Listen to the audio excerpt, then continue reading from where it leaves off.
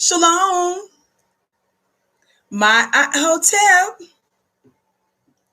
Namaste. Free the land, beloved. Come on in, come on in, come on in. My name is Vicki Dillard, and I'm a very proud contributor right here on FlyNubianQueenTV.com, the network for melanated people just like you. Welcome, welcome, welcome to our broadcast today. We're so pleased that you have joined us. Assalamu alaikum, shalom, hotep, ma'at hotep, free the land, beloved. Thank you so much for joining us. As you come in, thank you for your compliments. As you come in, please come in giving us the thumbs up, thumbs up, thumbs up. Be sure to like, be sure to share. You can text the word Queens to 31996 so that you're able to receive phone notifications when we go live from time to time. Also, beloved, I want you to know that we have a store at shopfnq.com. That's shopfnq.com, where you can receive all kinds of pro-Black products and material, beloved. We don't want you to miss out on that, okay? So make sure that you tap in with us there. All right, beloved. I am looking forward to this most important conversation, particularly in the wake of this Derek Chauvin trial. This Derek Chauvin trial that they're trying to make into the George Floyd trial. And I want to talk to you about something a Black mother said concerning previous representation by a civil rights attorney, a well-known civil rights attorney that was representing her at the time. Now, I want to say that whenever we have these kinds of discussions, people who are not typically,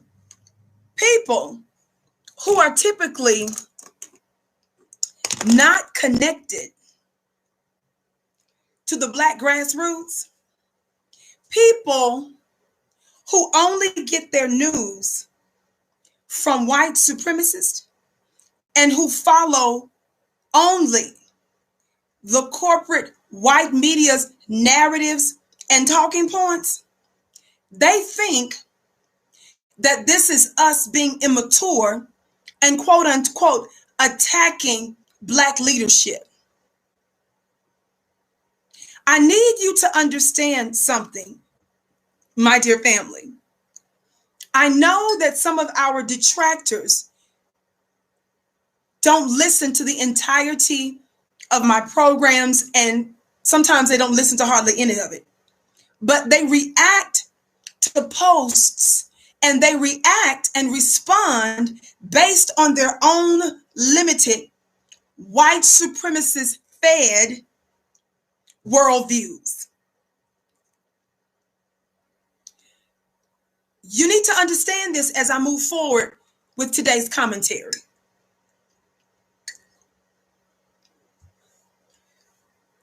Some of your bones and biscuits, some of your Black booklets, and honestly, some of even your well-meaning, but a small handful of your so-called well-meaning brothers and sisters, who again are not aware of the history of white supremacy.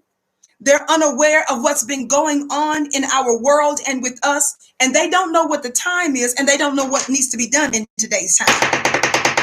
Some of those individuals think they know better than us. They think that we're being immature. They think that we're quote unquote attacking Black leadership. When in fact, and unfortunately, and with all due respect, they don't even know the difference between a friend and a foe. They are still operating off of an old module.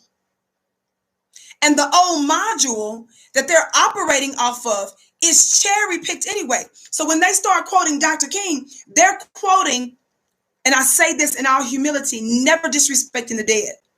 They are quoting the dead, the truly dead Dr. King. What do you mean, Vicki, the truly dead Dr. King? You're not talking about the Dr. King that was murdered on April 4th? No. The truly dead or deceased Dr. King was the Dr. King that existed just about a couple of years before they actually executed and assassinated him on June 4th. Somebody talk black to me. What do you mean? The dead Dr. King is the Dr. King that he willfully and voluntarily, by revelation, discarded. When Dr. King said that he feared that he was integrating his people into a burning house, when Dr. King said we're coming to get our check, the last couple of years of his life, he met with the Honorable Elisha Muhammad a couple of times. That Dr. King that began to more harshly rebuke America and put aside this big push for integration and started to put a premium emphasis on economic black justice, that's the Dr. King that they choose to intentionally keep buried. Somebody talk black to me. Thumbs up, thumbs up, thumbs up, family. When people selectively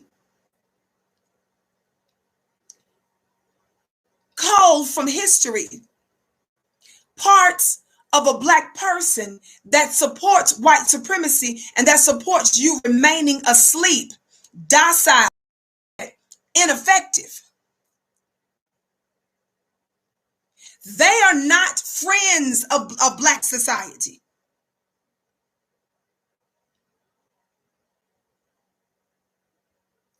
They are enemies.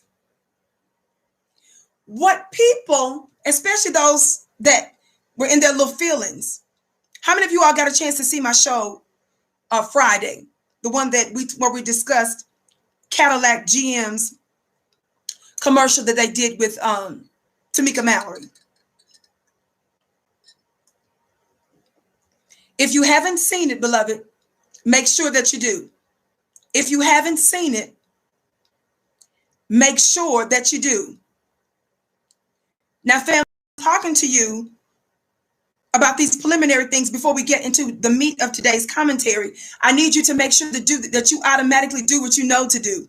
And that is to give today's broadcast now thumbs up, thumbs up, thumbs up. Be sure to like and be sure to share. The reason we ask that you do that is because it helps with the algorithms on the different platforms that we're on. It helps and it increases the likeliness of others knowing that the Vicki show is on. Somebody talk black to me. So I need you to take a quick moment to look at the bottom of your screen and hit that share button and share it out on your platforms. I don't care if it's 2 people, 5 people, 5,000 people that follow you. I want you to share it on your platforms and hit that thumbs up button. Share, share, share, share, share. Would you? Thank you so very much, beloved, for doing that. This is most important, what we are discussing today. Now, I posted, this is important. Everything I say is important. I say that unequivocally because I know that I'm guided and inspired before I come to you. Are y'all hearing me today? Thumbs up, thumbs up, thumbs up. Thumbs up, thumbs up, thumbs up. Share, share, share, family. Thumbs up, share, share, share. Thank you so very much. Now watch this. People, some of them was in their feelings about my commentary on Miss Tamika Mallory. Most of you were not. Most of you got it. Now, I consider Tamika at a distance a mentor and someone that I was extraordinarily proud of. A few years ago, when I had my radio podcast, I interviewed Tamika Mallory. Since said time, I have done broadcasts even before I came to YouTube in support of her, especially when she was going up against, was it American Airlines? She and my son had an incident on a major airline, and they made a really big deal about it. They did a press conference about it because of an injustice that she experienced on that airline. Are y'all hearing me today? I also defended her against Meghan McCain when she was on The View, and the white supremacist as Meghan McCain totally disrespected her as well. I did a show on that. I was very slow to make any videos because I did not want it to be perceived as attacking. But at some point, when you have a large platform, and at some point, when your behaviors seem to truly be aligning with white feminists and against black men, when some of your statements, and may or may not have been intentional, accuses black folk of being homophobic, when some of your statements have to do with promoting issues that I believe help to draw a wedge between the black man and the black woman while we're at war, simultaneously fighting white supremacists, that's a problem. So in love, I point these things out. Also, my conversation with you last week on Tamika's controversial commercial with Cadillac was not just about our sister apparently selling Cadillacs. It had to do with getting in league with the white corporation that's helping to promote a narrative that black men don't matter, and that the new world that America is going to experience is going to be experienced seemingly through the sole leadership of the black woman. I take issue with that. So people that's running their mouth out there, let me say this too. There are some, before I get ready to get into today's topic, there are even some that's under this false notion that the real work of activism, the real work of revolution, the real work of black liberation is quote unquote in the streets. Now, let me tell y'all something. I am someone that has a history of protesting and demonstration. When I was in the belly of the beast for almost 4 years in the federal prison and another 6 months in custody, 6 months of good time, I was given 60 months in prison, looking at 20 years. I was targeted before they made a trumped up criminal case against me. I had them in multiple courts, in the civil court, without legal training and without attorney representing me, suing, fighting attorneys generals on the behalf of judges, fighting Wall Street entities and banks, and fighting other officials by myself without even having the full knowledge of everything that I needed to on a local level, state level, and even in federal court.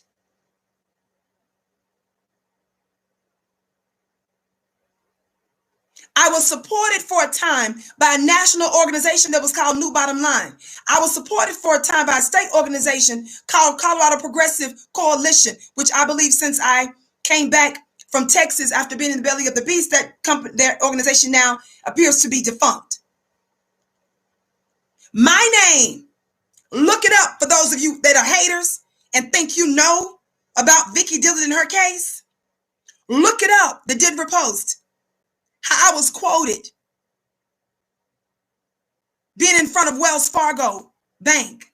Look it up when I was in a Denver weekly magazine. I believe the title of that one was Show Me the Note. Don't come to me like you doing the real work when you're out in the street protesting.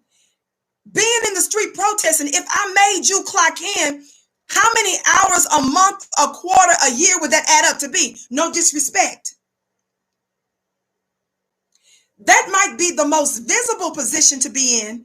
Words coming out of your mouth, holding placards in your cars, which I did all of that. They flew me back and forth to Chicago. They flew me to Washington State. They flew me to Washington, D.C. at an America's Future conference where at the time Van Jones was headlining. I gotta let y'all give some of you all with my credentials. Because some of you that's new at this, you think that you get to ask me what to do. Let me help you, newness. Let me help you, brand newness.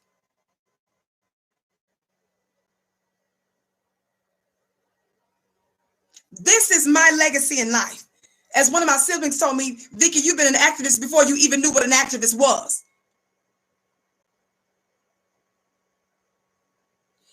That is not the sole work of true liberation work. That's the shiny object that's supposed to help draw attention.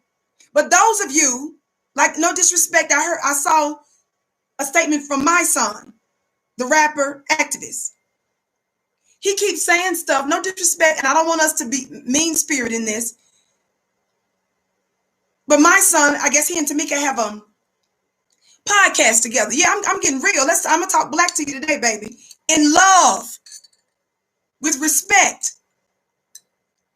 But I need you all to be conscious and share. Thumbs up, like. On the count of 3, for those of you that haven't, please hit that thumbs up button, would you? If you're watching us on FlyNewBeanQueenTV.com, if you're watching us on one of our YouTube affiliates, hit that thumbs up button. If you happen to be watching us on one of our other platforms where our show is aired or re-aired, please like, share, subscribe, and follow on the count of 3. Are you ready? 1, 2, 3. Thumbs up. Thumbs up, thumbs up, thumbs up, thumbs up.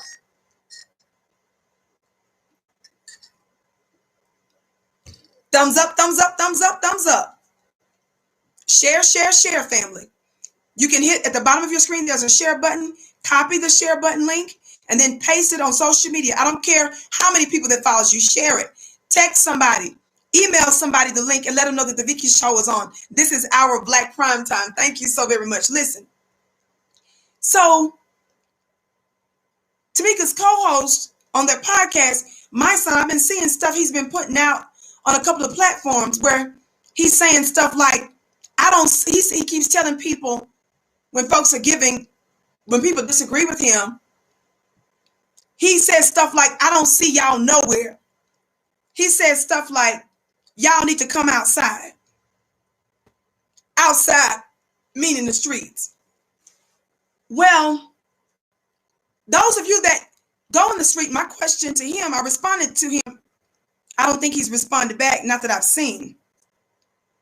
I responded to him by saying the white supremacy's battlefield is not just in the streets.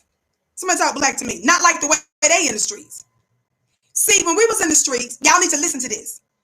Keisha Lance Bottoms, when black folks were in the street, Keisha Lance Bottoms, the black Atlanta mayor, took her funny looking self to the podium with T.I. and Killer Mike. Killer Mike, bless his heart, bust out crying and stuff.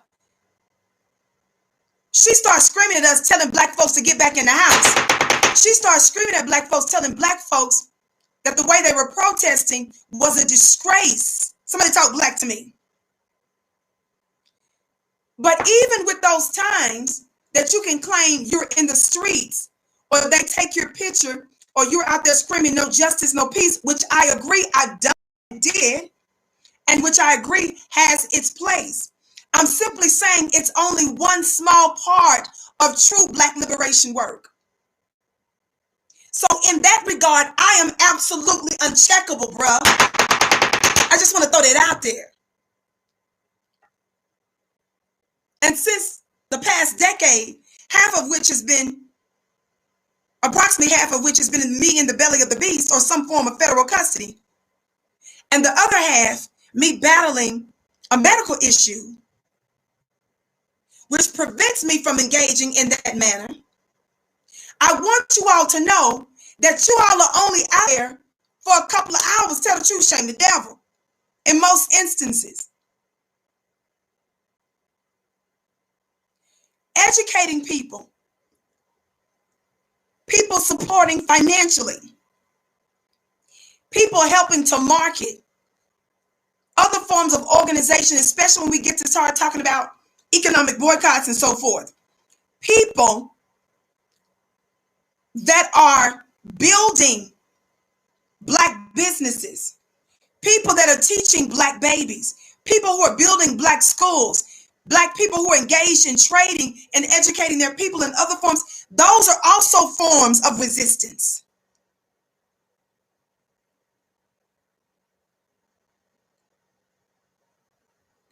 When you're at war, you cannot, the education,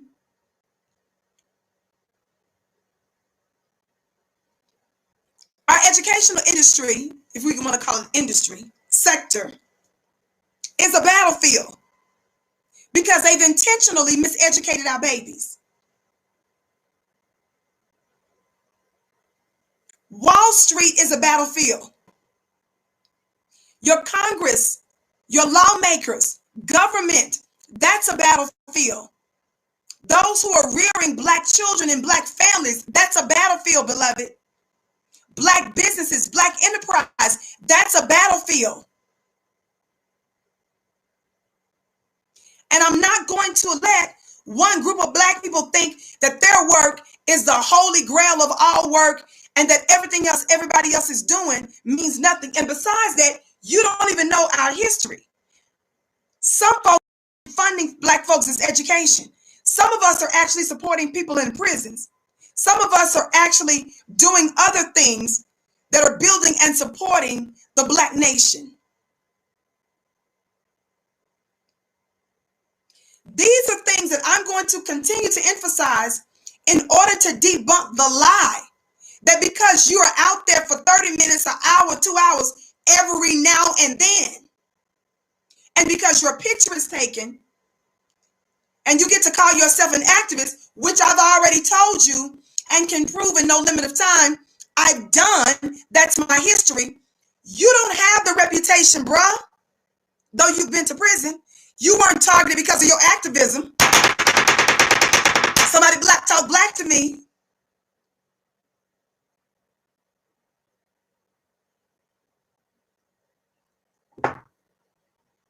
Some of us have a reputation for going into businesses teaching.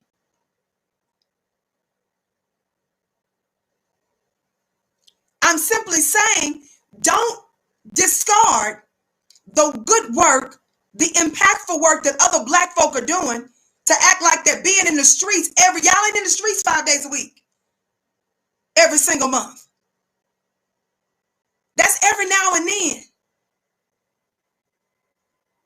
I know because I did the work, but I also mixed that work with a whole lot of other work that I was doing. Somebody talk Black to me.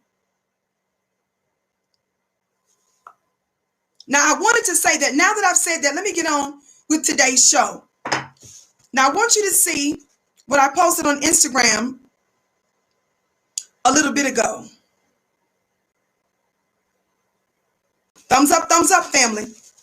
Share, share, share. Don't get complacent. Everybody in here, thumbs up, share, share, share. The only people that don't need to be doing that are those that's driving. If you're at work sneaking and listen to me, turn around in the corner, go to the bathroom real quick and hit that thumbs up button and share. Talk Black to me. This is what I posted a little bit ago on can y'all see that? On Instagram.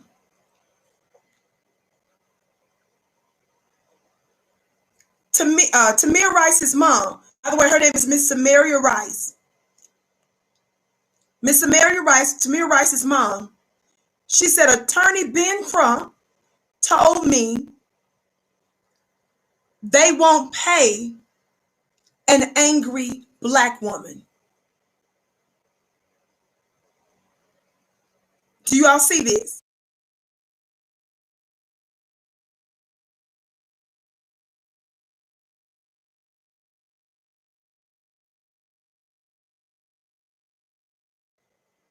Now, I want you to listen.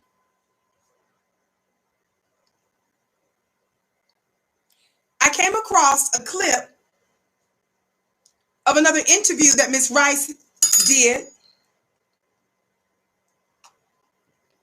And she's still talking. And she has every right to be. But I think it's important that we fairly listen to what she has to say and not just listening to the opinions of those appointed so-called Black spokespersons. Are y'all hearing me today? Family, we're in a new day. We're in a new time.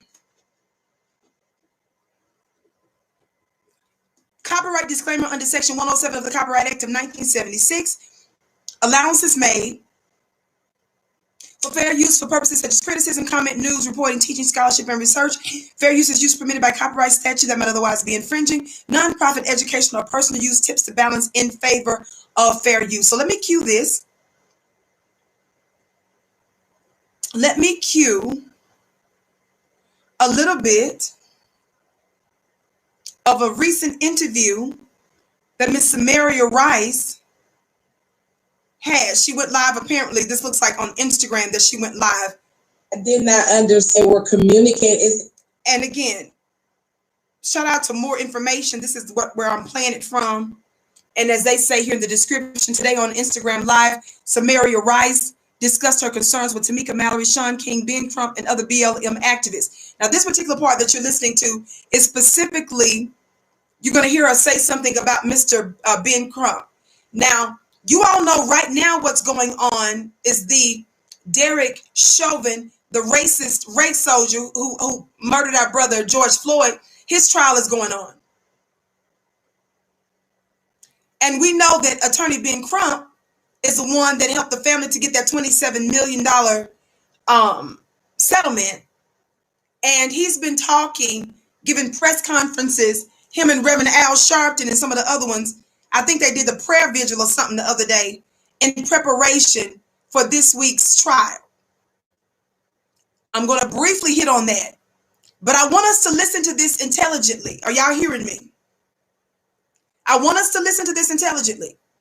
Again, for those of you that are just coming in and that are not willing to listen to the whole show, you should just refrain from commenting about my motives and discussing these things.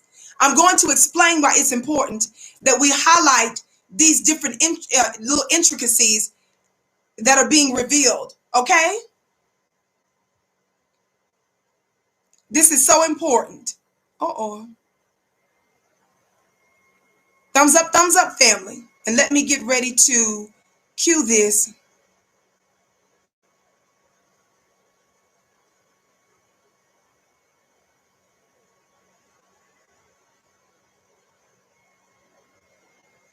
Let me fix this really quick. Thumbs up, family.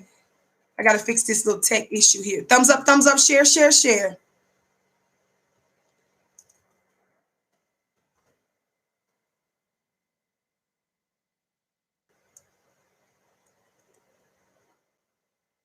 Thank you so much.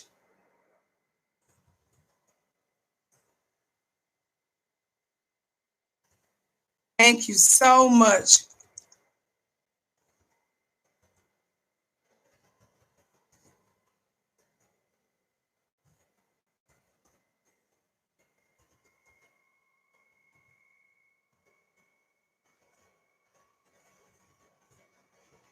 All right. I think we're about ready. I had to stop in the middle of this to fix this edit issue. All right. Thumbs up, family. Share, share, share. Here we go. Are y'all ready? Again, this is a recent upload where it appears that Miss Rice went live on Instagram. Listen to this particular clip. I did not understand where communicating. It's kind of strange. It's kind of strange. Like certain times I wanted to, stand up. My attorney at the time was Ben Crump, and he kind of. I did not understand where communicating. It's kind of strange. It's kind of strange. Like certain times I wanted to, stand up.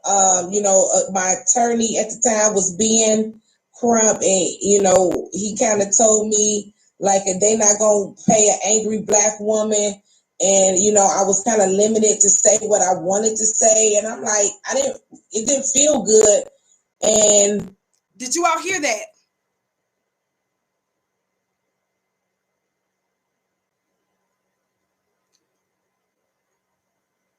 Family, before you all, the handful of you all that may say, well, that's one client, or he was just trying to make sure that she got paid. Let me tell y'all something. This is what I'm going to get y'all to understand today about us. Power in this season is coming from the ground up. The Black grassroots, we're a different breed from the old dead civil rights coalition people. We're a different breed from the old dead Black media folk. We are of a more uncompromising nature. We're not taking our orders. Let me tell y'all something. There is a new Black order in town. There's a new Black world order and structure that we're following. And it's not that we shall overcome on the mourner's bench, kumbaya, spit in your face, let the dogs bite the breasts of Black women and the private parts of Black men. We're not them. We are not individuals that's tiptoeing around white supremacists. We are not those that feel like the promised land is integration. Somebody talk Black to me. We're not taking our cues from white people's Black people. Did y'all catch that? I said we're not taking our cues from white people's Black people.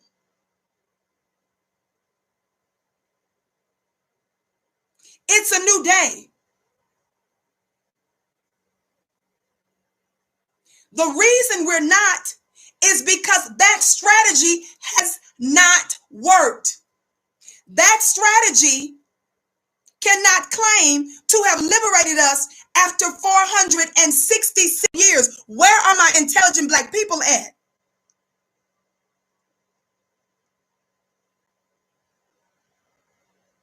We're not insane. We don't believe in doing the same old, dead, useless strategy.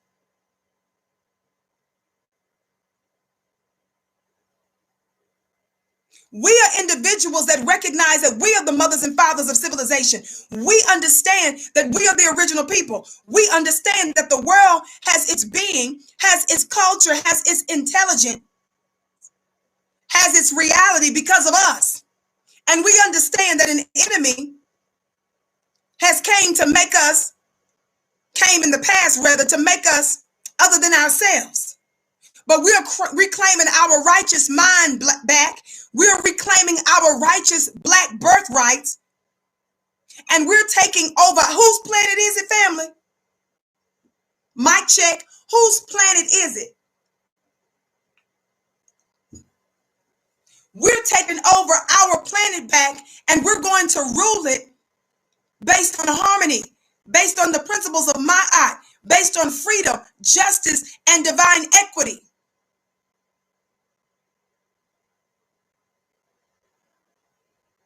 We have existed on our planet with the brown, with the red, with the yellow, with the white. But there's an imbalance that's going on. And the people, the white supremacists that is ruled for the time that they have, they've not ruled in justice. They have not bettered the condition of the world.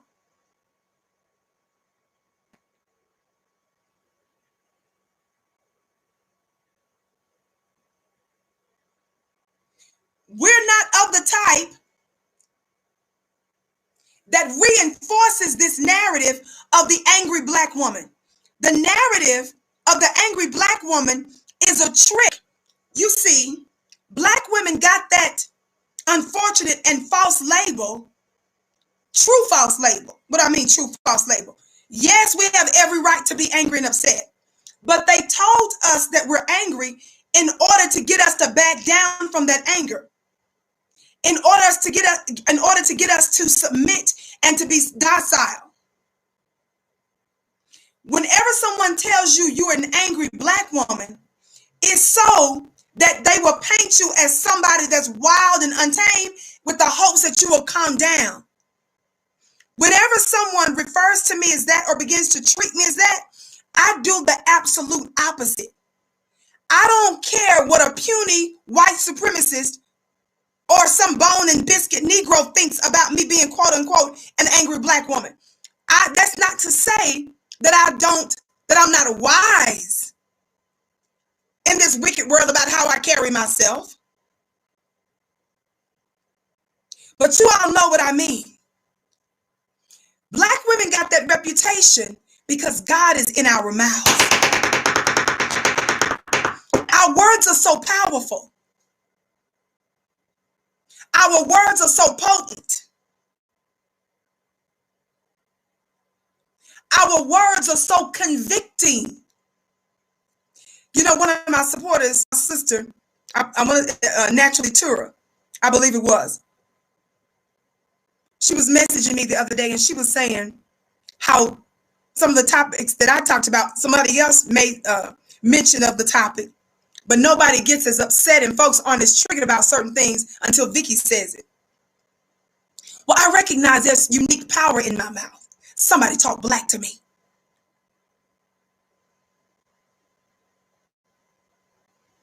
When you speak and your words are convincing and convicting, people get mad because you've exposed them. And so instead of them considering what you say, they lash out of guilt. They lash out of anger. I might be talking to you guys and some of you say, Vicki, you connect the dots for me. That's great. But there's something that's happening on a spiritual level when I'm talking. God today. There's something that's happening on an unseen level.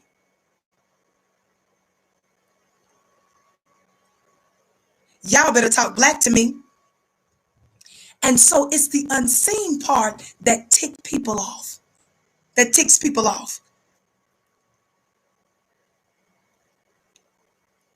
It's the convicting part. Y'all play too much. Let's listen to a little bit more of what Tamir Rice, the mother of Tamir Rice, said about her former attorney, Ben Crump. Now, what I find interesting about this is that sometimes people say, you all don't even know Attorney Ben Crump. Well, this is someone that was represented by him. This is not about beating up on Attorney Ben Crump or trying to quote unquote make him look bad. This is about us calling out the old guard and saying, we're not going to deal with your secret back dealing. God, you got enough black folks that's working with white folks behind the scenes in a way that does not promote black self-determination and true black freedom. Somebody said I'm breaking up. Is that true, moderators? Thumbs up, thumbs up, thumbs up, family. I'm getting ready to listen to a little bit more of this. Is that true, black, to my moderators?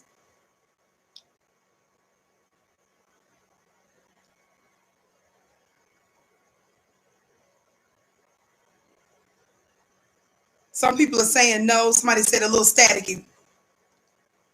Am I breaking up now? I don't think I'm breaking up now. If I'm not breaking up now, it's yes or no now. If I'm not breaking up now, it's yes or no now. If I'm not breaking up now, it's yes or no now. Okay, it sounds like I'm not breaking up. I'm going to keep going. Somebody said it's a little staticky. I'm not sure what that is.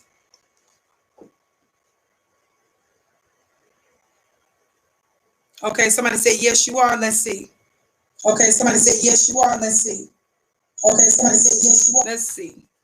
Is it the sound?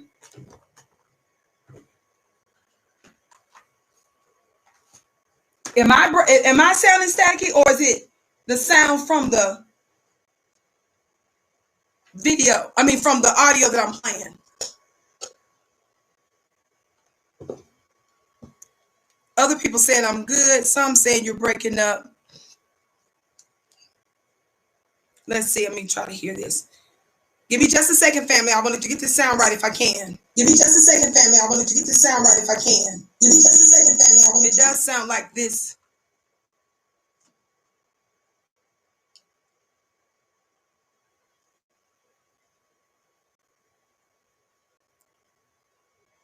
It sounds like, let's see if I can get this.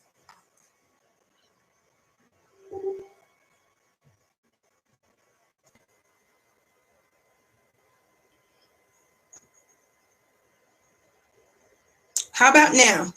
Testing, testing, 1, 2, 3. How about now? Testing, testing, 1, 2, 3.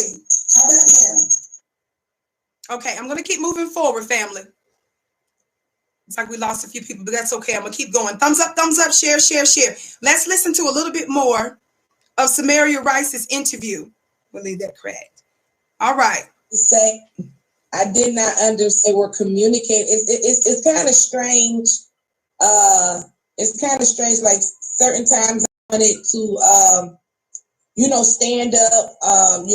My attorney at the time was Ben Crump, and he kind of told me like if they not gonna pay an angry black woman, and I was kind of limited to say what I wanted to say, and I'm like, it didn't feel good, and somewhat they kind of co-signed, certain individuals kind of co-signed that. And I'm not going to say all of the LGBT queer community has been good to me, but the ones that have been, they have, but the ones that actually, is under those certain type of teachings that they teach over at Black Lives Matter, whatever, they do have a certain type of way of just being all up in your business. But again, we're vulnerable, so we're talking, we're letting them know, because at that time we make them a part of our case, okay? Because we're looking for guidance, and at that time they're working with the attorney to to collab on whatever rally, whatever protest, whatever press conference that the person should be doing, and that's why you see Tamika Mallory, Ben Crump, and Sean King at these protests, because they have taken over for the family, especially in George Floyd. There's no mother and father, but in Breonna Taylor's case, the mother is there. She doesn't say very much. And I don't think we heard from the father. So it's kind of strange because they hound you so much. Like, I don't even really believe that Tamika, and I'm gonna give you an example. I don't even believe Tamika Palmer is controlling her pages when it comes to Facebook and Instagram. Like, she's not controlling. That is not the work of, if you go to Instagram, look at Tamika Palmer's page. That is not the work of a mother. Look at my page and look at her page. They have kind of corporate her page for her. She don't know no better. She's vulnerable. You know what I'm saying? They not helping her. They not teaching her and things like that. Yeah. So I was a little bit different. Okay. I demanded answers. And they gave me the answers, and it wasn't going to work because I'm a different type of mom, okay? Tamir's 12. I have 3 other kids. I come straight from the gutter. You wasn't going to keep playing no game with me, baby. So they had to eventually be honest with me and real with me.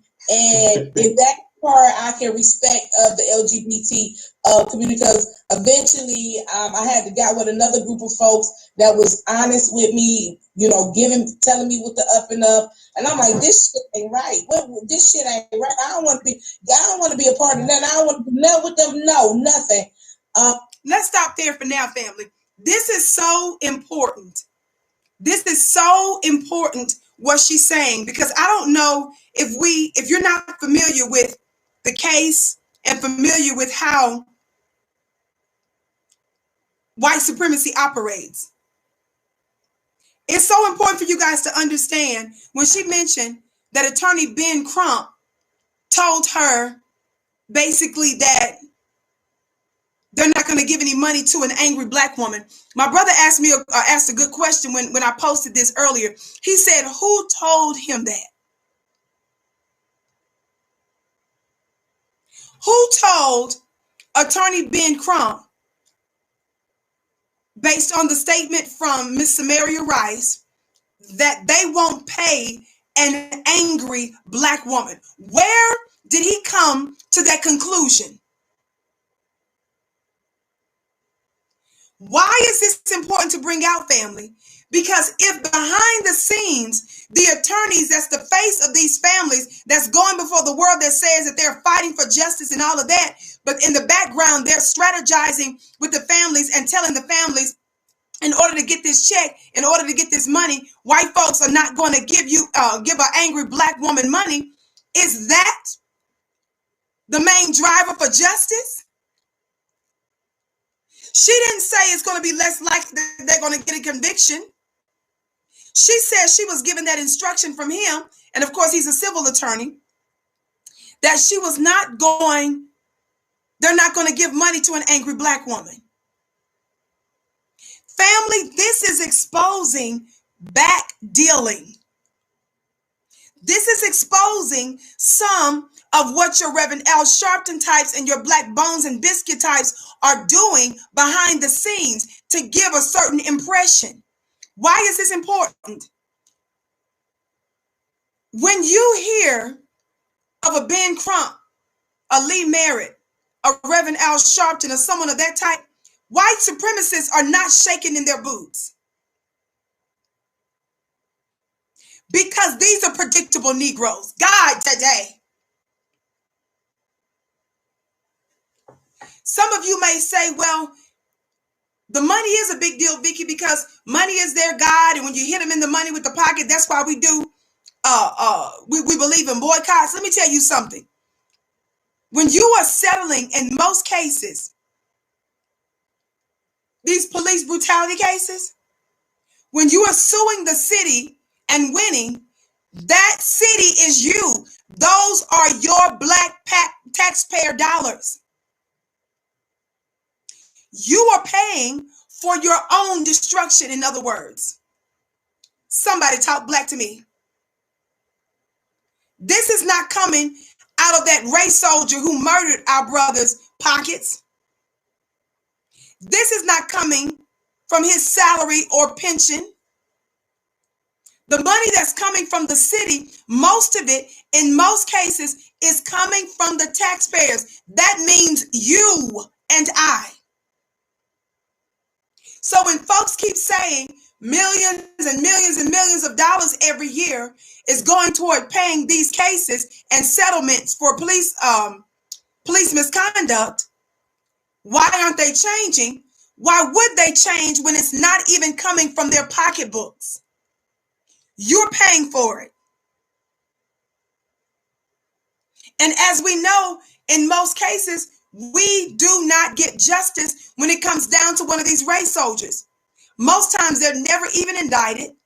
If they are indicted, they get off during the trial before a judge or jury. If they don't get off, they get a very light sentence. Are y'all hearing me today?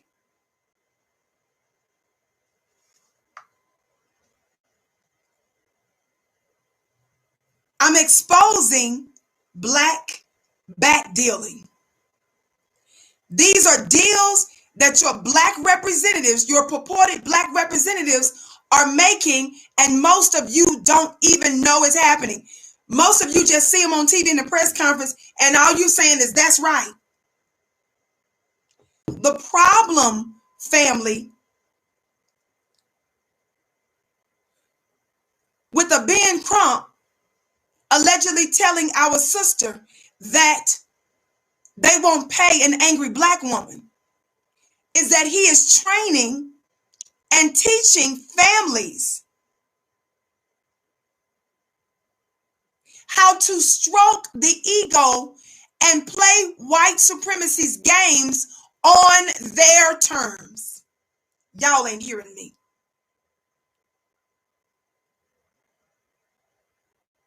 You all are not hearing me. Telling and training a grieving family. Now, don't get me wrong. We know that there is a level, there's a way that you present yourself when you're trying to win a case. But in this instance, this ain't it, baby. When a family is not angry enough, when a family throughout the trial and prior to the trial, like in Botham Jean's case, when the jury, because remember, we got a chance in Botham Jean's case to actually hear from some of the jurors. Some of the jurors in the Botham Jean case said it was clear from the way that the family described Botham Jean that he would not want Amber Guyger to get a long sentence. They're picking up our weak cues. They pick up when we say we're Christian or we forgive you. Even though in the Amber Guyger case they convicted her, they told us during the interview that they were not going to give her a harsh sentence. The white juror that talked had the nerve to even say, because Bo, remember his name is Botham Jean, the white juror that was interviewed said Bo wouldn't want that. This white juror in the Botham Jean case where Amber Guyger murdered him was calling this black man Bo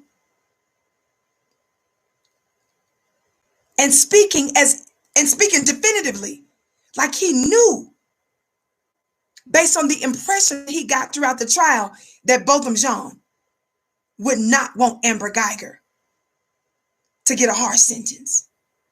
You guys are signaling, y'all need to hear me real good. You need to listen, come close to the screen. I brush my teeth. Come here. You got to understand that when you do not demand first and foremost the full weight of the law on these white supremacists, when you don't demand, in cases where it's possible, the death penalty, the harshest and strongest sentences, you are signaling that your black life, forget you talking about some Black Lives Matter.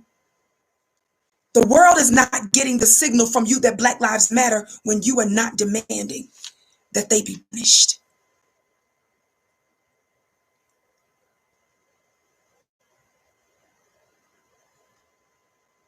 When you run out there talking about, I forgive you, when you run out there talking about how gentle, what a gentle giant these black men were, and they would never want nothing like that. They was just like you and I. They was a peace lover. They was all of this and that. You are the reason, in part, why we're being murdered too, family.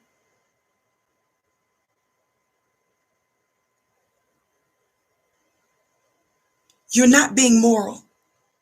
You're not being godly when you say such foolish things that you learn from your open enemies, Christian dogma.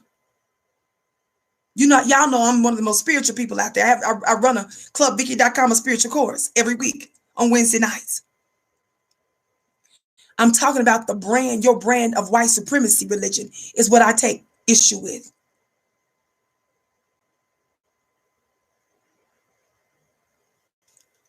And we know this is the impression that they get. Why? Because I told you in the Botham Jean's case, they did an interview with some of the jurors, a black woman too.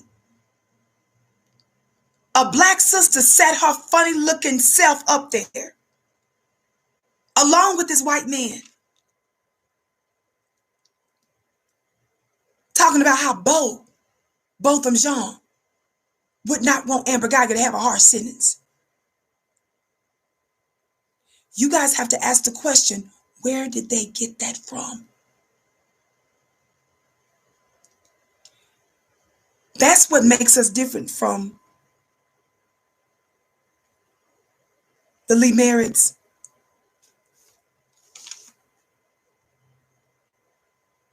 the Ben Crumps. That makes us different. Listen one more time to what our sister said. One more time.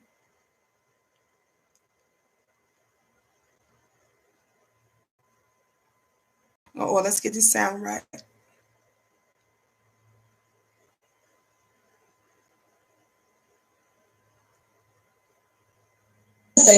But I pay an angry. I did not understand or communicate. It's kind of strange. It's kind of strange. Like certain times I wanted to, stand up. My attorney at the time was Ben Crump, and he kind of told me like they're not gonna pay an angry black woman. And, I was kind of limited to say what I wanted to say. And I'm like, family, that cannot be. It's a new day. I said it's a new day. We want the message to get out to the old dead black media. We want the message to get out to the old, what I call the promised land rejects. Those of you that believe in playing patty cake with the white supremacists, let me tell you something. What's at issue here? Thumbs up, share, family. For those of you that are just coming in, my name is Vicki Dillard, and I'm a very proud contributor right here on FlyNubianQueenTV.com, the network for melanated people just like you. Thank you so much for tuning in. I'm typically here weekdays, 6:30 p.m. Eastern Time. As you come in, I do ask that you come in giving us the thumbs up, share. On the count of 3, for those of you that haven't, hit that thumbs up button. Are you ready? Share, subscribe. On the count of 3. Are you ready? 1, 2, 3. Thumbs up. Thumbs up. Thumbs up.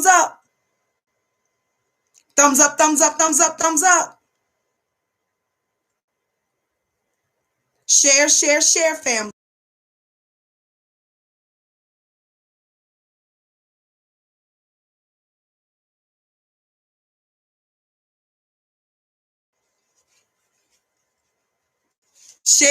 Share, beloved. Don't forget to follow me on Instagram at Vicki X Dillard too. Now, a while back in the Jacob Blake, how many of you all remember our brother Jacob Blake?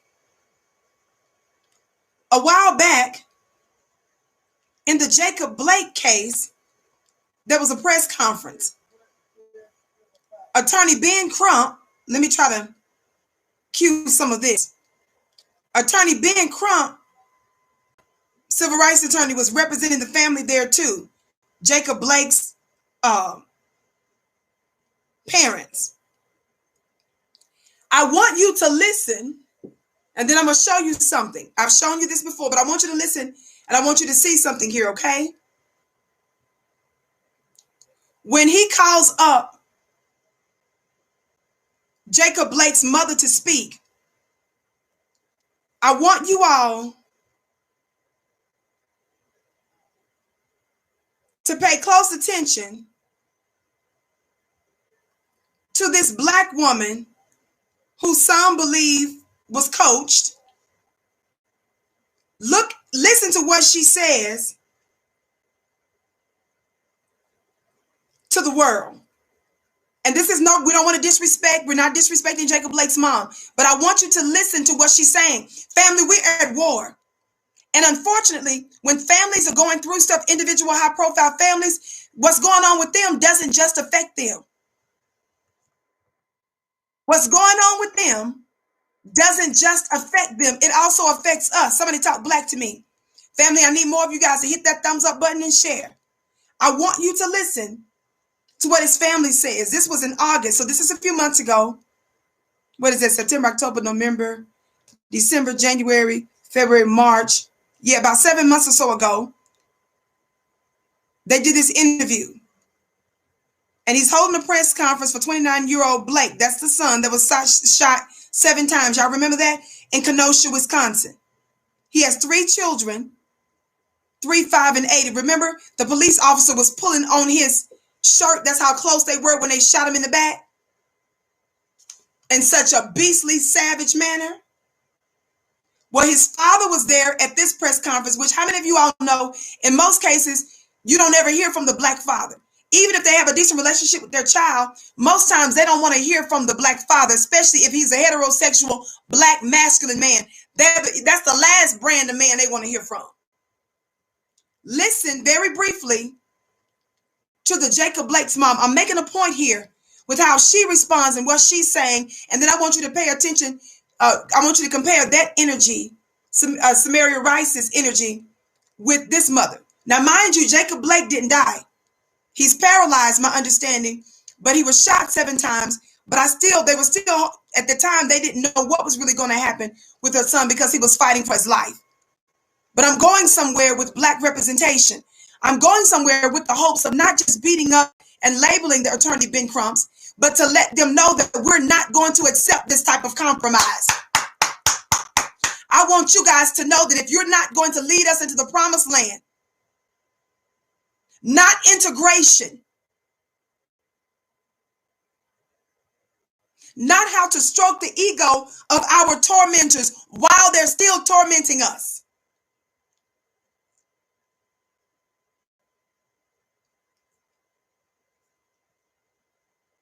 She said Ben Crump told her, Atty Ben Crump told her, they're not going to pay an angry Black woman.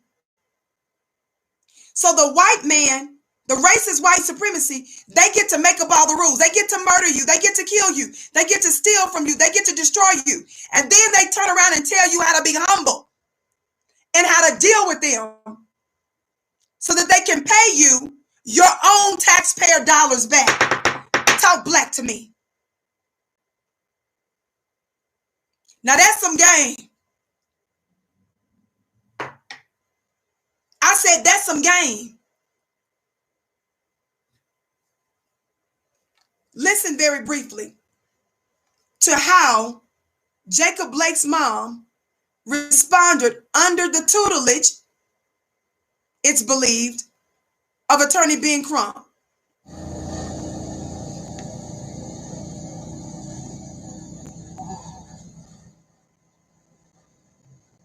Let me turn it up. Mind you, she knows that her son has been shot 7 times. They're still praying that he was going to get well, so it wasn't very clear that he was going to for real pull through. But I want you to listen.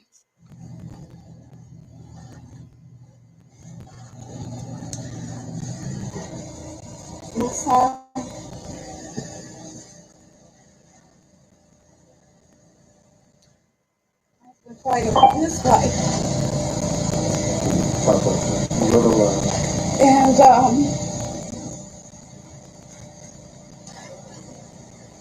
we really just need prayers. As I was riding through here, these are her first statements. The first thing she said, y'all, again, this is not about being ugly to Jacob Blake's mom. But the first thing she said is we really need prayers. Watch what she says next. Now, I'm just saying, for a mother that's grieving, that's scared because they don't know what's going to happen to their son that's been shot 7 times, listen to what she says next. I'm just wanting to know, is this really what's really on the mind, the top of mind for mothers who don't know if their child going to pull through from police brutality, terrorism? I know with this he would be very unpleased. Wait. We're going to now hear from his mother, Miss Julia Jackson. This is her only biological son, Jacob Blake Jr.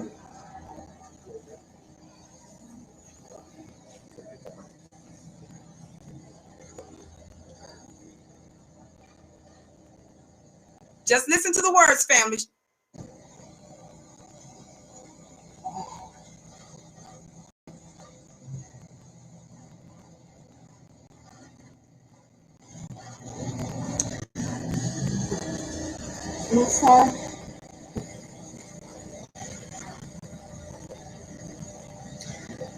Has been fighting for his life.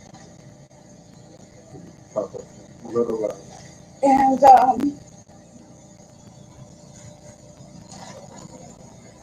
we really just need prayers.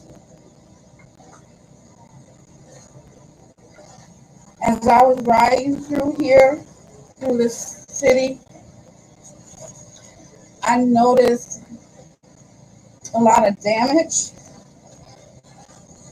It doesn't reflect my son or my family.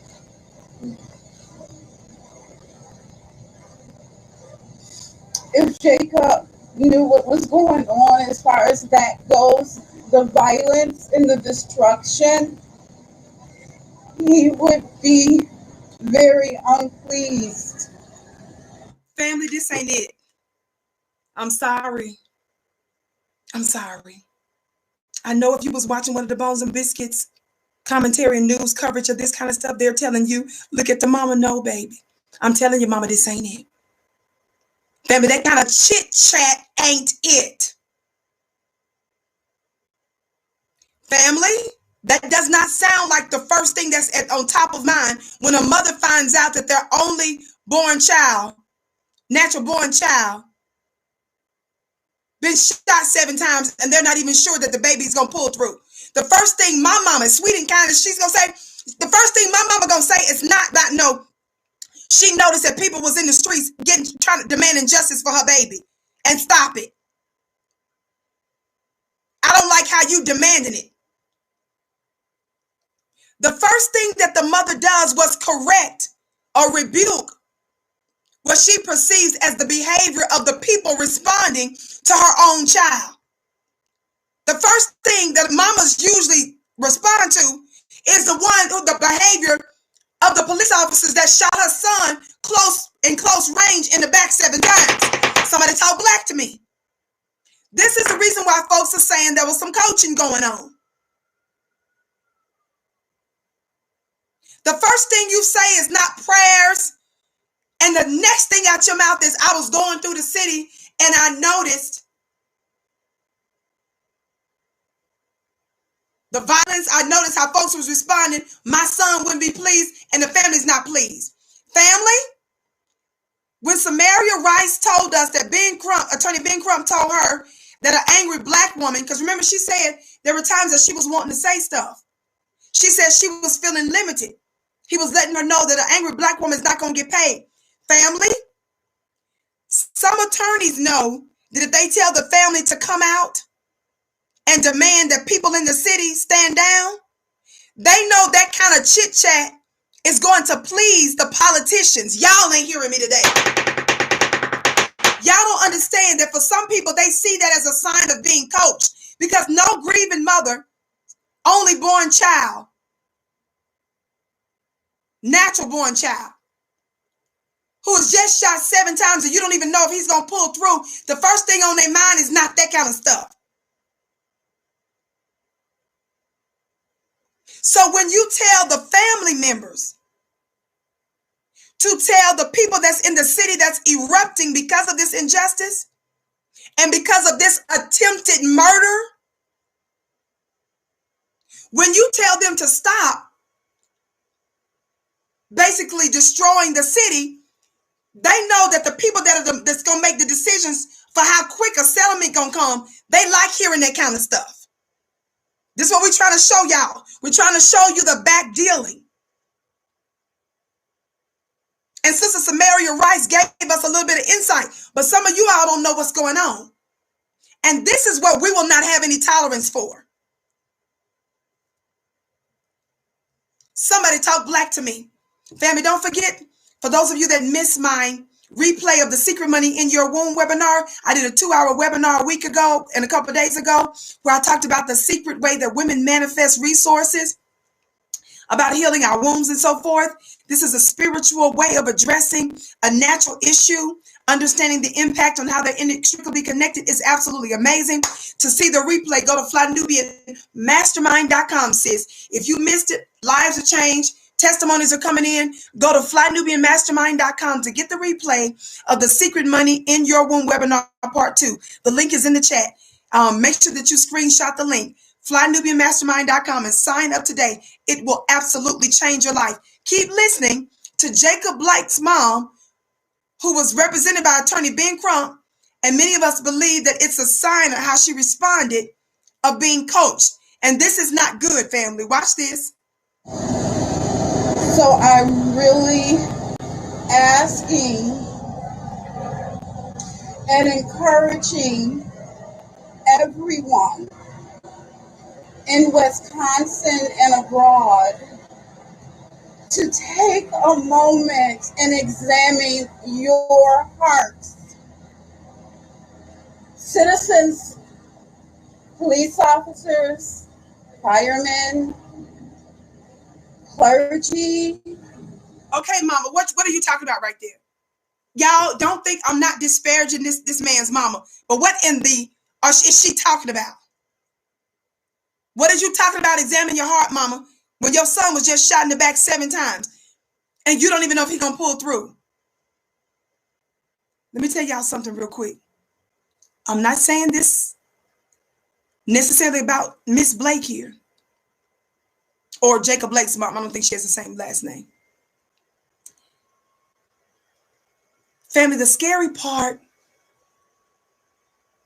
and family, this is not to say this about all of the Slain's family.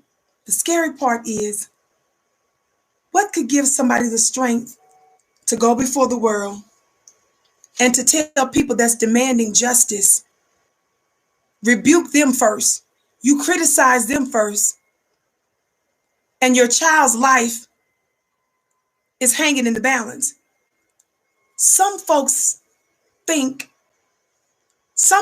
the impression that you're able to keep it together because you think a big check is coming. And at the expense of demanding that your son's potential killers, attempted murderers, some folks say, oh, you cool now because you got a little relief because you think a bag is coming,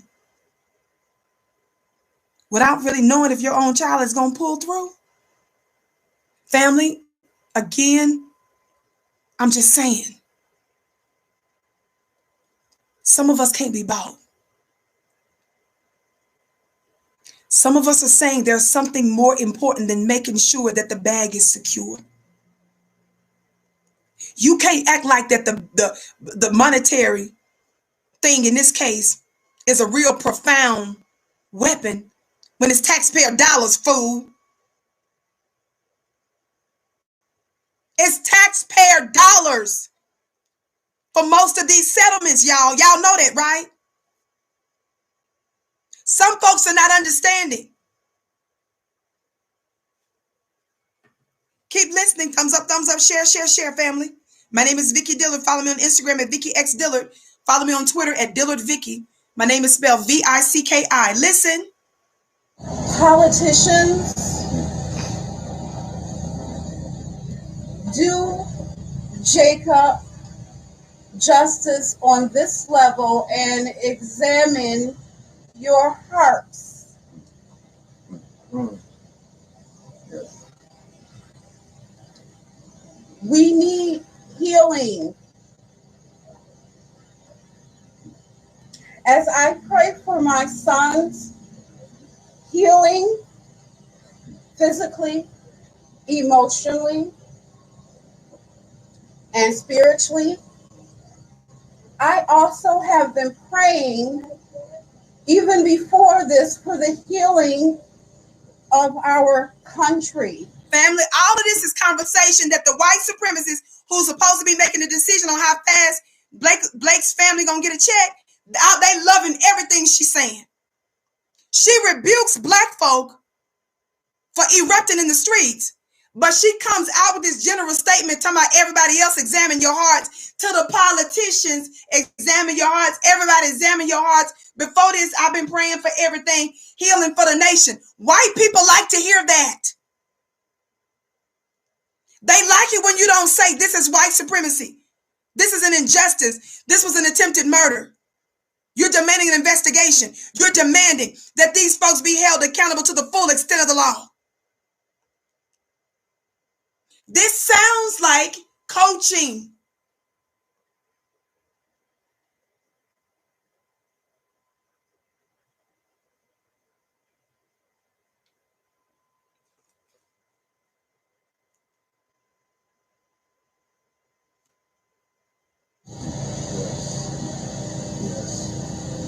God has placed each and every one of us in this country because he wanted us to be here.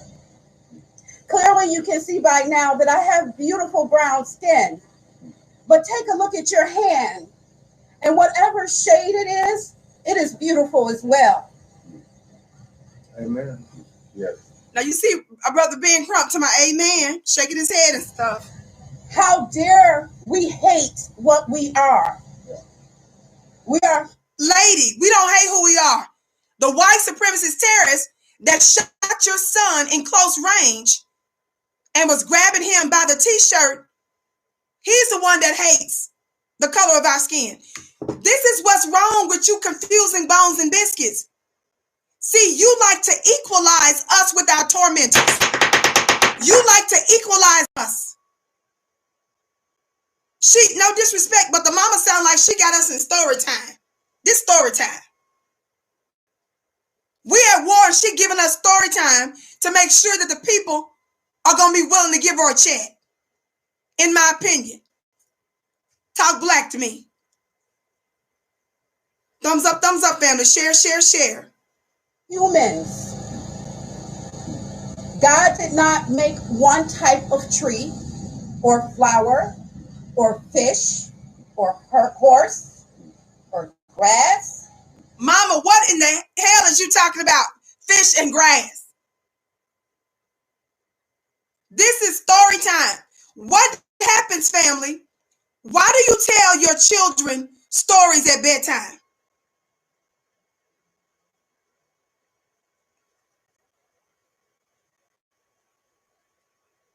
And ain't just to teach them the English language either. What's the main reason you tell your babies a story at bedtime? This is story time. Where the mamas at? I'm not seeing no mama talk here. To put them to sleep. What is you talking about fish and grass for, Miss Blake? Your son was just shot in the back 7 times. You don't even know if he's going to make it. Brother Ben Crump came in there and gave you some grief medicine and told you act right and a check might be coming. That's what some of us feel like went down. And y'all know I was slow to say anything about Mr. Ben Crump. But I'm trying to let those of you who believes that you're our leaders, I'm putting you on notice. We ain't doing it like that, baby. I'm letting you know that the younger generation, we're more moral than you. We've got greater standards than you. We're demanding true black determination, black liberation. And we don't see integrating with white folks as the bag or the ultimate level up. We see building for ourselves and holding those white supremacists accountable as the ultimate level up.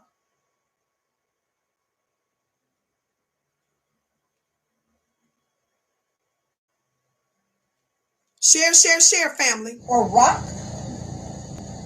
How dare you ask him to make one type of human that looks just like you?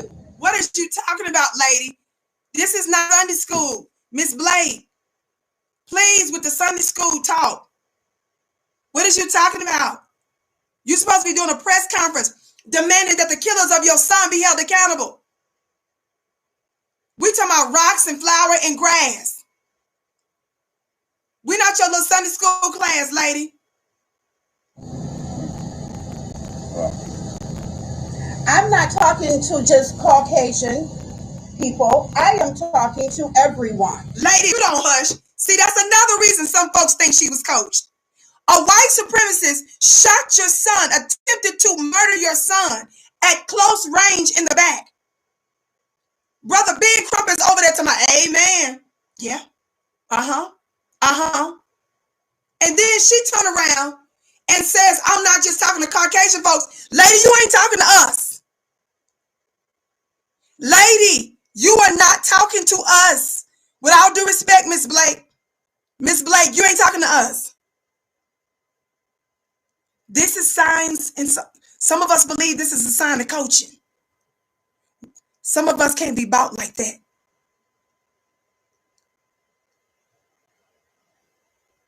We are not interested in your Sunday school class. Talk black to me. Family, throughout the show, our moderators that's in blue, even though from some reason I'm seeing some other stuff in here too, but our moderators that's supposed to be highlighted in blue, they're putting important links in the chat. Make sure that you take note of that, okay? Thumbs up, family. Thumbs up, share, share, share. White, black, Japanese, Chinese, red, brown. No one is superior to the other. Girl, sit down with that. Nobody black that wants justice has any kind of time, family, to be hearing these bedtime stories.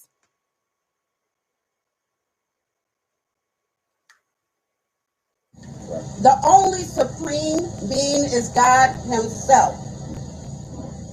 Please, let's begin to pray for healing for our nation. Ladies, sit down.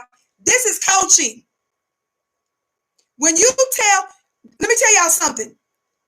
When you sit up there knowing full well that this is white supremacy, and you say I'm not just talking to white people, that makes the white supremacy feel good inside. Because it means you're not calling them out. When you sit up there and keep reinforcing we need healing for the nation, that means you're not holding them accountable. You're trying to tiptoe. You're trying to genuflect so that you can get a check. Lady, this don't even sound normal. There is a such thing as righteous indignation. Some of y'all need to go to flynubianbusiness.com. Some of y'all need to start a business and work on leveling up that business and having additional forms of income. Some of you need to go to flynubianmoney.com so that you can learn how to invest, learn about stocks and trades and all that. You know why? So in situations like that, you ain't so thirsty for a bag. Even when your son's life is hanging in the balance after being shot at close range in the back 7 times. This is the reason we teach you the importance of getting a black bag and having abundance now.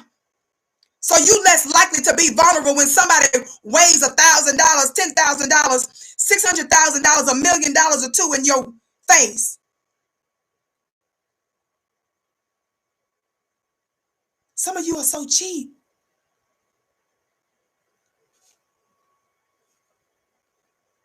Thumbs up, thumbs up, thumbs up. We are the United States. Have we been united? Do you understand what's going to happen when we fall? Because a house that is against each other cannot stand. To all of the police officers, I'm praying for you and your families. To all of the citizens, my black and brown sisters and brothers, I'm praying for you. All that's coaching. Why are you using this ridiculous time to be sitting up there telling brown folks, white folks, this? I'm not talking about you. I'm talking about all of us. I'm praying for you. Y'all, that you all are the reason why we're being murdered. Some of you really don't have a problem with some of your own relatives being murdered. Some of us are more angry and upset than some of you are.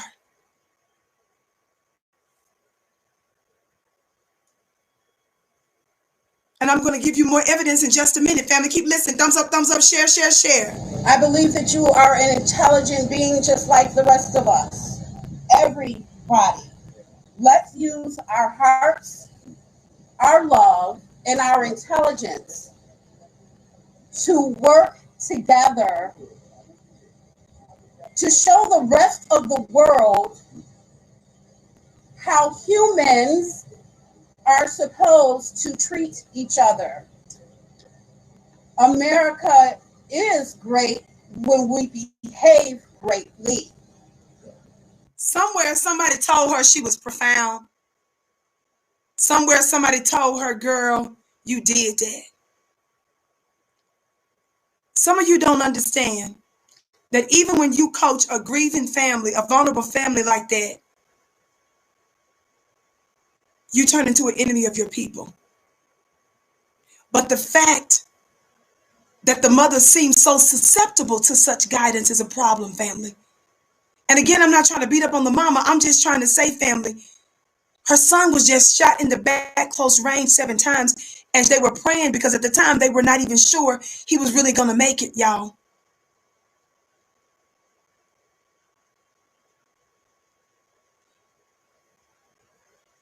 Family, we got to do better.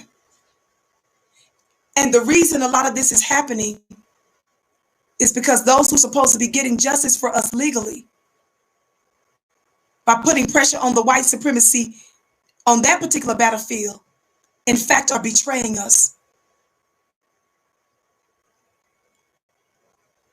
I want you to recall Jacob Blake's father talked initially at this press conference, which I skipped, right? I skipped the first part. Jacob Blake's dad, which he appears to be Muslim, was supposed to say something else earlier, but Attorney Crump came out and said that his dad is too overwhelmed. He was supposed to answer questions, but his dad was too overwhelmed to say anything else, so his dad left, right? Well, his dad ended up coming back later. How many of y'all remember that?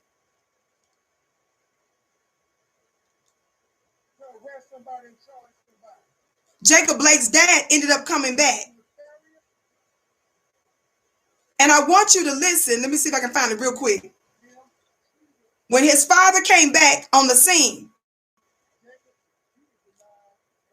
he said something that was kind of shocking. And I want you to listen to what he said while I'm doing that, family. Everybody, thumbs up, share, share, share. Listen. In the back, he looked at me and he said, no. Watch this. I said, then why are you sorry? He says, because I don't want a burden on anybody. The dad is getting ready to come, y'all. I want y'all to listen to this. Remember, the dad already spoke earlier. I'm skipping because it's a press conference was almost an hour long. I want to be with my children. I'm making an important point. And I don't think I'm going to walk again, Mom. Watch this. Hold on. Mr. Blake, do you want to say? Mr. Blake is going to see his son for the first time. He just got into town. Do you want to say anything? I have a question. Okay. Do you have confidence? Where was your... Now watch this. Attorney Crump looked real excited when his dad said, no, I don't have anything to say. I just want to answer any questions that they may have, right? Now remember, the dad left because it was too much, but then he came back, right? Pay attention to Attorney Ben Crump, but I want you to pay attention to Jacob Blake's mom. Look at Jacob Blake's mom when the way the dad is going to answer this question about white people, racist white people. Listen and look at Jacob Blake's mom, how she going to respond. No, I do not. You don't have confidence. I don't have it. Them doing something nefarious to a person of color. They say, investigation about a black. I asked him, Jacob, did Watch you this. shoot yourself in the back? Thumbs up, family. He looked at me and he said, no. I said, then why are you sorry? He says, because I don't want a burden on anybody. I want to be with my children. And I don't think I'm going to walk again, Mom. Okay, I'm cueing it there now. okay. Hold on. Mr. Blake, do you want to say? Mr. Blake is going to see his son for the first time. He just got into town. Do you want to say anything? I just want to have a question. Okay. Do you have confidence? Where was your question to Mr. No, I do not. The man asked him, does he have confidence basically in the system? That was the question. That's what the dad is answering. Listen.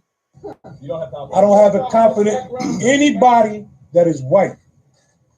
Look at the mama. Doing an investigation. Look at the mama. About a black young man. Miss Blake visibly said, you couldn't hardly see it from this particular angle. I've shown this before. Miss Blake visibly showed anger because she felt that her husband was her ex-husband, her ex-man, whatever our relationship was, her baby daddy was messing up the bag. That was shot. You don't have confidence. I don't have a confidence. Anybody that is white that is doing an investigation. You missed it. About a black young man right there that was shot 7 times in his back and haven't come up with an answer or a comment at this point is not welcome. Look. It's not welcome. Go ahead, Sarah. When the man was talking, did you hear Attorney Ben Crump say, okay? And then he immediately threw his hand out there basically to shut down that and to move it on. Now, all while Jacob's mom was talking, what was Attorney Ben Crump doing? He was saying amen. There wasn't no interruption like that. The more she kept saying forgive, pray, heal as a nation, and I'm not just talking to white people, the more Attorney Crump was like, amen. But when the daddy said he didn't trust anybody white, messing with the investigation when they've not come forward yet with any answers, Jacob Blake's mom visibly turned up her nose. It was hard for you guys to see it there, but you could see from the corner a little bit when she did a face like that, which is a clear sign to me that there was coaching and there was an expectation and instruction given to the family not to show any crazy anger, not to come out calling white people out, white supremacy out. That was unequivocally clear. The mama, when the daddy started talking, saying he don't trust white people, she literally, physically turned up her nose and twisted her head.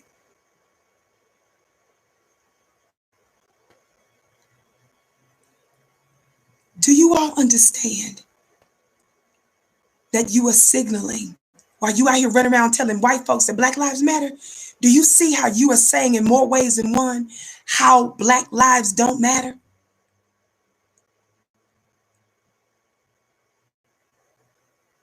The main thing should be holding these killers, these would-be killers, accountable. The main thing should have been about justice and exposing the system and demanding full accountability and demanding full investigation. The first thing that should have come out her mouth is not her correcting the behavior of the people that was standing up for her son. That's not the first form of correction. The first form of correction should have come to the white supremacists that tried to kill your son. And notice in that long Sunday school speech that she gave, that nighttime lullaby, that bedtime story, how many of you all heard her condemn the actions of the police officer one time? This ain't about beating up the mama, but baby, we got to learn from everything because we're at war. I said we're at war, so we're going to learn from everything. How many of you all heard one time the mother show anger, disgust, or condemn the fact that they shot her baby in the back 7 times close range? Just one time did she even if she didn't cry, even if she didn't show visible anger, did she even mention the injustice of her son being shot in the back?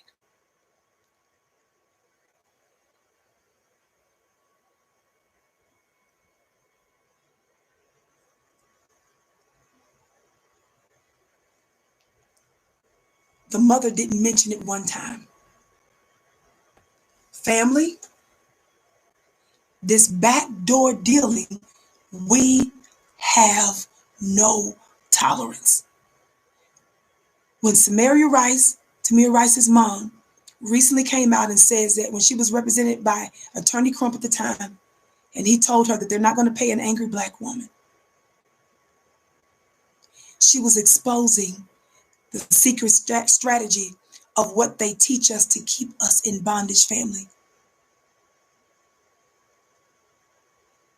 The mother did not one time, did she even condemn the shooting of her son. Family, that proves how sick we are under the system of white supremacy. It is not righteous, and you are not in your right mind if you don't have righteous rage, righteous indignation when someone so close to your son to where they were pulling his shirt, shot him in the back close range 7 times. And not one time did you come out during that press conference and specifically condemn the shooting and the would-be murder, the attempted murder on your son. You are sick. I'm sorry. I say that with all due respect to the mom. That's not normal. And anybody that programs us and coaches us to speak like that, to think like that, and to give that representation is also to be treated as an enemy. I'm putting, with all due respect, the old black guard on notice. I'm not trying to stir up hate towards Atty Ben Crump. I'm saying that if Miss Tamir Rice's words are true, if it's really true, as she said, she wanted to speak out, but she was restricted. If it's really true that she was told in one form or fashion that an angry black woman won't get paid, we're saying that's a problem. And we're saying that's not how we're going to be dealing with white supremacy. And we're saying we don't like the way the Reverend Al Sharptons, the Ben Crumps, and the Lee Merritts are doing business. And I'm someone that teaches abundance. I'm someone that believes that we have the right, but your abundance is not coming because of the blood money that you're taking from black folks' taxpayer dollars. Because the settlements that you get from the city, in most cases, comes from taxpayer dollars.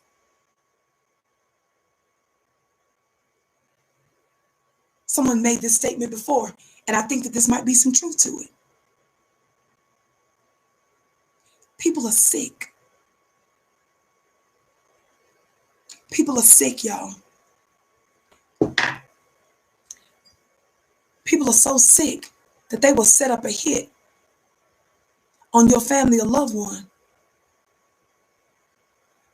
Would they do it to make sure that they got a bag?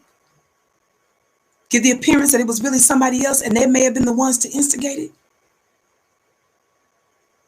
Could family members or loved ones get so sick in the mind, so desperate for a bag, that they would actually have something to do with your loved one getting hemmed up, getting hurt, so that they can get a lick?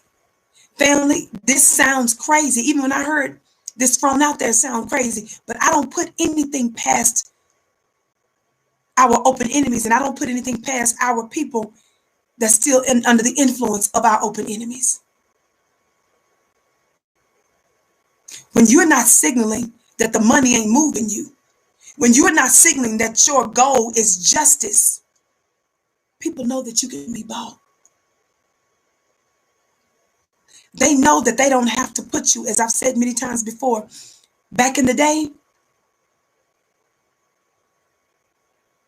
a prospective slave master would see a possible slave being forced on the auction block. They would put you up there, and several slave masters that's looking to purchase a new slave would look at your body to determine whether or not they would want to purchase you. We used to be forced to get up there on the auction block. Now some of you Negroes are treating the auction block like it's a runway. Some of you Negroes are modeling for the white supremacists. They're not forcing you to sell you. You're treating it like it's a runway. You are strutting up on the auction block. They're not pulling your dress or your shirt open. They're not forcing you to show your teeth or to show your hind parts or your muscles or your body. No, baby, you taking it all off. And you letting them know $3.99, $1.99, $4.99.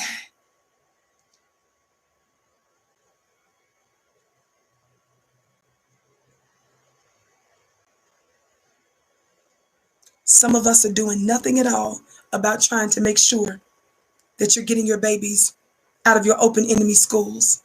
I know that's not possible for some of you, but for some of you, you haven't even looked into it because they got so many programs now. Some of you may be single parents and stuff, so it's too much for you. But even if you can't teach your baby, or your baby can't be connected to a black school in the way that you want, it's your job, Mom. It's your job, Dad. When your seed, your most treasured, your most prized possession and treasure gets home, it's your job to debrief them.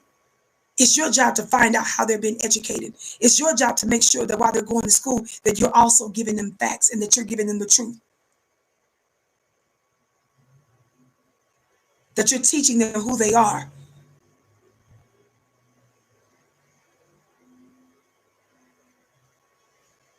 Somebody talk black to me. Thumbs up, thumbs up, thumbs up, family. This backdoor dealing has to end.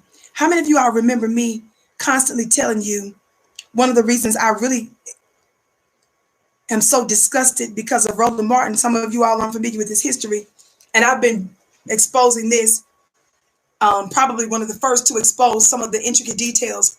I've been giving you evidence, not just accusations, but I gave you specific evidence and proof of how evidence of Roland Martin allegedly, and when I say allegedly, I'm just doing that to be extra. In my opinion, there's more than enough evidence, but I'm just going to read you this article to again show you about backdoor dealing. What I'm trying to show you is that when your black leaders, those that's out there claiming to be so black and for black people, whether they're in black media, whether they're black attorneys, whether they're black activists, some of them are actually making secret deals, controlled opposition.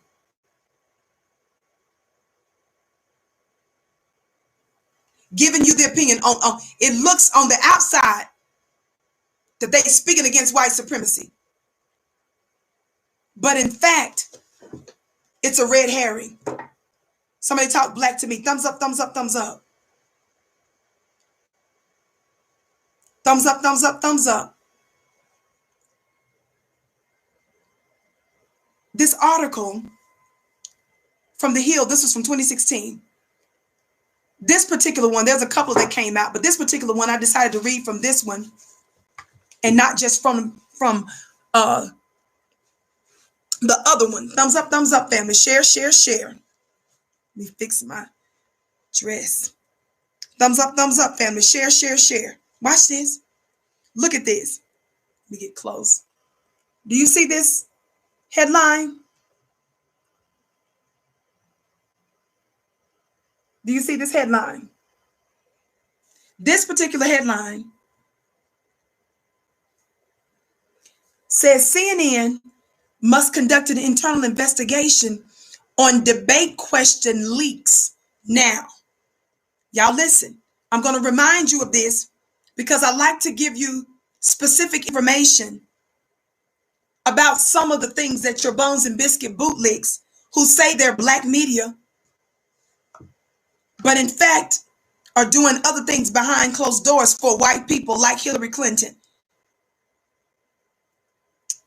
This is Donna Brazile. This is the lady who was responsible for running Al Gore's presidential campaign, which we know was really successful until they stole the vote in Florida. George Bush, right? By the help of his brother Jeb Bush, who was the governor of Florida at the time.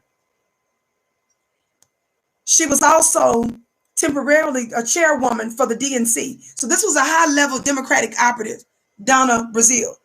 She was also on CNN. Remember, she was a contributor there before she went to Fox. Now she's on Fox. I want to remind you, listen to this. This isn't just about Donna Brazile. Who did I mention to you before? I mentioned to you before about Roland, right? Roland purports to be black media. He purports to be this. He wasn't saying none of that until CNN fired him to MSNBC. Is not an official contributor. Nobody white, no white with him right now. So he's desperate. He's been going up and down on the auction block, rolling round and around and around and around and around and around and around and around on the auction block, bouncing and bouncing around. There have been no takers. The white supremacists don't even want them to take out the trash. Roland said, I'll take $2.99. They said, we won't even pay you that. Talk black to me. Thumbs up, family. CNN must conduct an internal investigation on debate questions leaked now. Y'all listen. It says, in light of new revelations Monday that former CNN political analyst Donald Brazile appears to have passed on yet another debate question in advance to the Clinton campaign. It says the network must, without delay, conduct an internal investigation into how exactly this happened and who was involved. Y'all, this is an article from 2016. Y'all listen. It says such an investigation also must be conducted by an outside firm to ensure integrity. To review this disturbing story from the beginning, on March 12, 2016, Brazile, who in addition to providing political commentary for CNN, was also vice chairwoman of the Democratic National Committee. Yes, vice chairwoman. I think I said just chairwoman. That was allegedly neutral in the party primary, passed along Donald Brazile, y'all listen, a town hall debate question to the Clinton campaign. Communications Director Jennifer Palmieri. It has, despite overwhelming evidence, thanks to hacked emails from WikiLeaks. See, some of you all didn't know some of your black stabbers was going to be exposed in that WikiLeaks dump, when WikiLeaks dumped all of them private documents, right? It says Brazile denies having done so and instead pointed the finger at the Russians. So initially, Donald Brazile, the black woman, lied. But then she turned around later, y'all, and told the truth. I'm reading this particular story for a reason. Y'all listen. For its part, CNN, this ain't Vicki talking, this is The Hill. CNN, via one of its media reporters, attempted to shift the focus of any wrongdoing to TV1's Roland Martin, seemingly suggesting he was to blame to passing the question along to Brazile. Martin, a former CNN political commentator, was co-moderator of the March 13th town hall featuring Clinton and Bernie Sanders.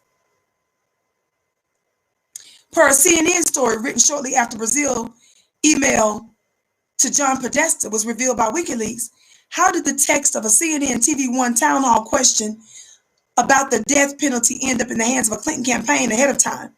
New evidence of Wednesday suggests that TV1 co-host Roland Martin may have been the link from the town hall prep process to the Democratic National Committee.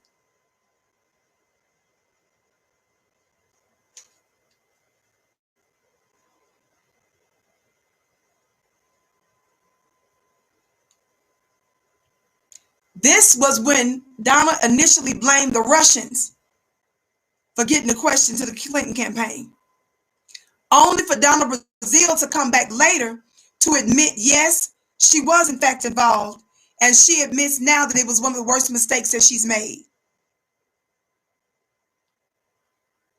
Are y'all hearing me?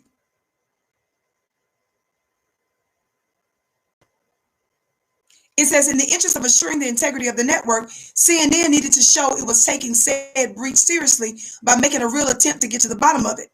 It says, but it didn't do so, seemingly content, that is CNN, seemingly content that Martin was to blame. That ain't Vicki saying, Uncle Roro. That's what they said. This is what the report is saying.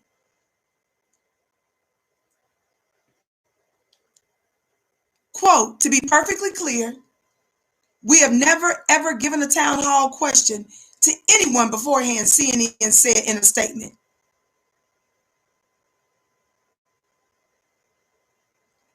Roland later, according to another report, is said to have denied that.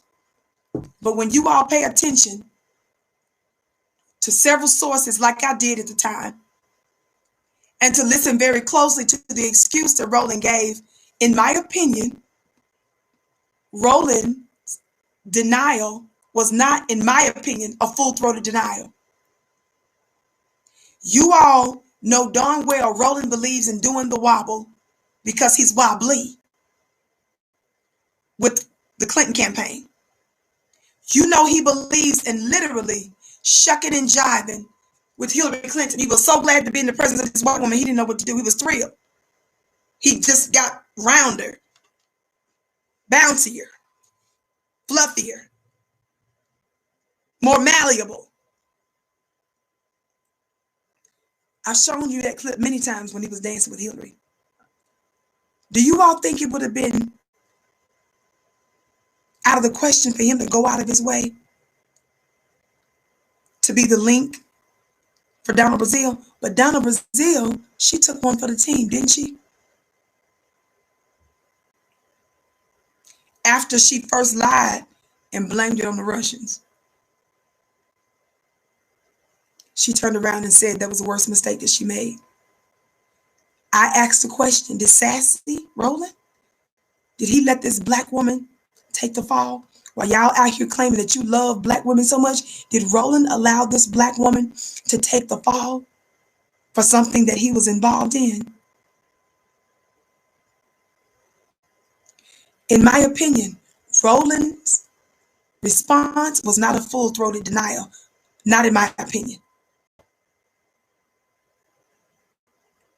You all have seen the history of Roland and his love for white Democrats and him willing to do anything for them.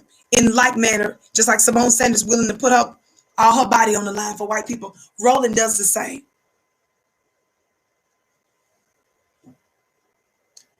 Pay close attention, family, to what's happening.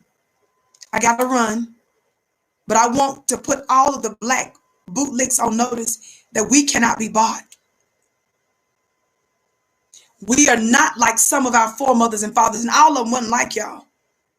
But we're not like you guys to where we will sell the life of even our loved ones with bloody money. Bloody money. Not in our watch. So it's my hope that Attorney Ben Crump, if this is true, what Miss Tamir Rice is saying about him, particularly because he was literally representing her, according to her. Some things need to change, family. Again, this is not about me getting people to try to dog out Attorney Crump. You make your own decisions about that. I'm simply saying we ain't doing it like this. We're unbought and we're unbossed. And we're not going to accept blood money, family. I could see if that was in addition to getting justice. But that's not going to be our focus, is what I'm saying. That's unacceptable. My name is Vicki Dillard. Please follow me on Instagram at Vicki X Dillard. Follow me on Twitter at Dillard Vicki. That's VICKI. Make sure that you like, share this broadcast, beloved. Tune in weekdays. That's Monday through Friday, 6:30 p.m. Eastern, right here on Fly Nubian Queen. I'm excited because I got a couple more shows that we need to do this week, that I got to give some work to some people. You all know it's quite predictable what I'm going to get into next. So make sure that you don't miss it so I can give you some updates on a couple of past shows that I've done.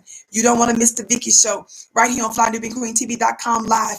Make sure that you join my weekly mastermind at ClubVicki.com. Join for $1. My weekly mastermind is changing lives. We're starting a revolution. It's really a movement, frankly. ClubVicki.com. Can't wait to see you there. I bow to you. You are my bliss. Thank you so much for tuning in.